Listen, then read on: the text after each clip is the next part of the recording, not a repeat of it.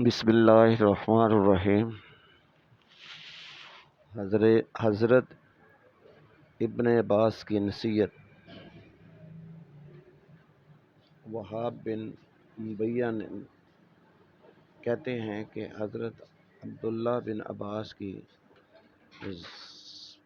ज़ाहरी बनाई जाने के बाद इनको ले जा रहा था कि मस्जिद हराम में तशरीफ़ ले गए।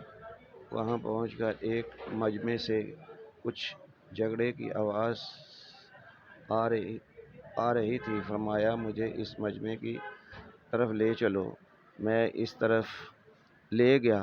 वहाँ पहुंचकर आपने इस्लाम किया। इन लोगों ने बैठने की दरख्वास्त की तो आपने इनकार फरमा दिया। फरमाया कि तुम्हें मालूम नहीं कि अल्लाह के ख़ास बंदों की जमात वो लोग हैं जिनको इसके खौफ ने चुप करवा रखा है।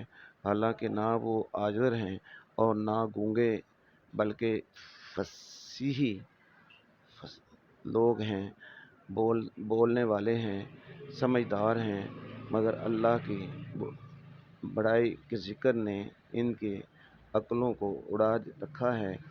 इनके दिल इस की वजह से टूटे रहते हैं और ज़बानें चुप रहती हैं, और जब इस हालत पर इनको पुख्तगी मैसर हो जाती है तो इस की वजह से नेक कामों में वो जल्दी करते हैं।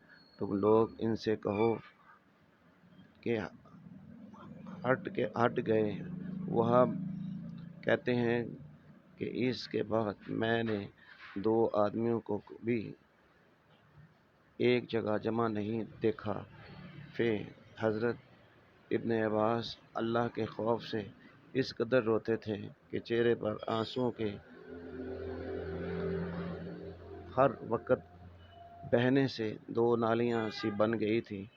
ऊपर के किस्से में हज़रत बिन अब्बास ने नेक कामों पर एहतमाम का एक साहिल नुस्खा बताया है कि अल्लाह के अज़मत और इसकी बड़ाई का सोच जाए कि इसके बाद हर किस्म का नेक अमल साहिल है, और फिर वो यकीनन इखलास से बड़ा होगा। रात दिन के 24 घंटों में अगर तुम्हारा थोड़ा सा वक़्त भी हम लोग इस सोचने की खातिर निकाल लें तो क्या मुश्किल है।